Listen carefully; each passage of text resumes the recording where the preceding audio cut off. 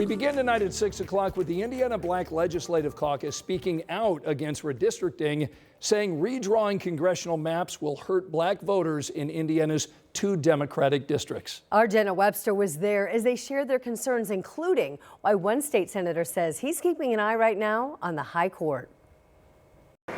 The Black Legislative Caucus is speaking out against redistricting just days after Senate Republicans were invited to join a call with President Donald Trump about redrawing the maps. They say the White House is continuing to put more pressure on Indiana, so they're in turn trying to put pressure on voters to tell their lawmakers they simply don't want this. Their voices are not optional, they are essential. The sign on the podium says it all for the Black Legislative Caucus. Democracy doesn't get redrawn. And their concerns about redistricting is what it could mean for black and other minority voters in the state. They will pay the price in representation, in resources, and in respect.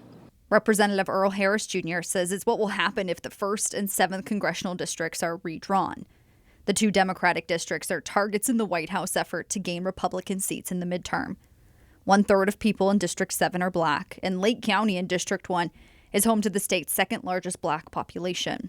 But it's not like we're operating in a silo here. We've seen it already. State Senator Greg Taylor points to the Senate districts in Fort Wayne, home to one of the larger minority populations in the state. They took Fort Wayne and cut it into 4 sections so that you dilute the minority vote. Democrats have threatened lawsuits against any new maps, but those legal challenges could depend on a Supreme Court case. The big question for the court comes from Louisiana. To what degree can lawmakers consider race when drawing district lines?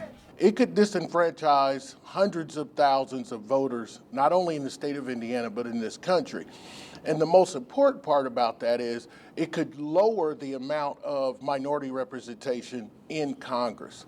If the maps are redrawn in Republican favor, especially here in Marion County, State Senator Greg Taylor says a higher voter turnout from Democrats could make this Republican strategy backfire. So he says they'll really have to focus on get out the vote efforts. At the State House, Jenna Webster, 13 News. And we checked once again, still no word today from Indiana Governor Mike Braun about calling a special session beyond what he said previously about a potential November through January timeline.